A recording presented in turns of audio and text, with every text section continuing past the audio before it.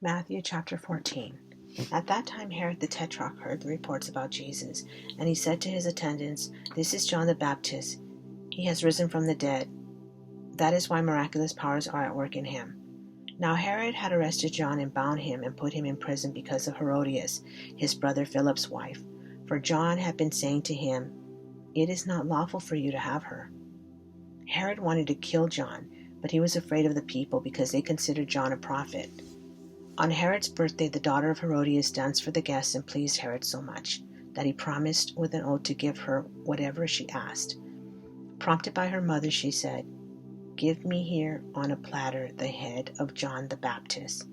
The king was distressed, but because of his oaths and his dinner guests, he ordered that her request be granted and had John beheaded in the prison.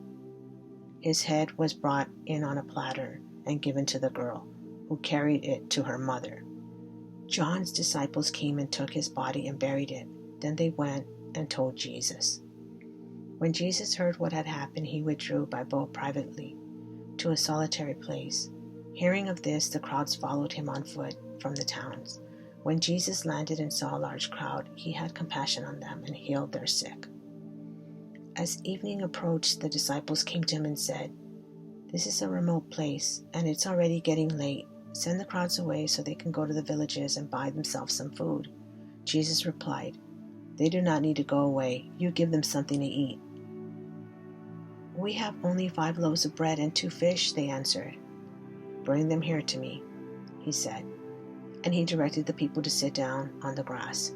Taking the 5 loaves and the 2 fish and looking up to heaven, he gave thanks and broke the loaves.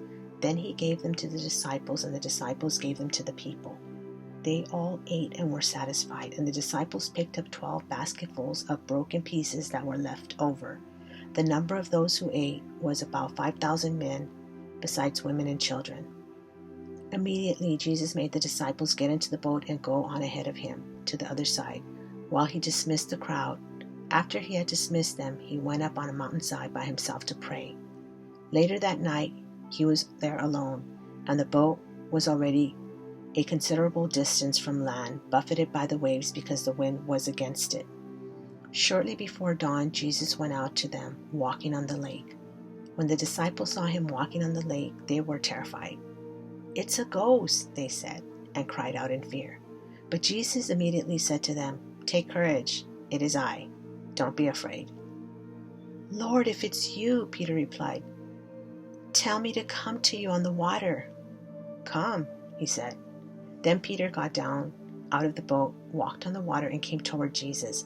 But when he saw the wind, he was afraid, beginning to sink, cried out, "Lord, save me!"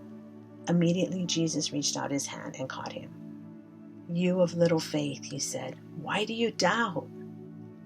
And when they climbed into the boat, the wind died down.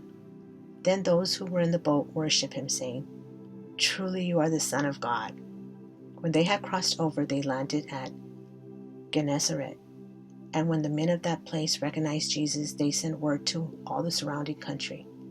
People brought all their sick to him and begged him to let the sick just touch the edge of his cloak. And all who touched it were healed. And this is the end of Matthew chapter 14.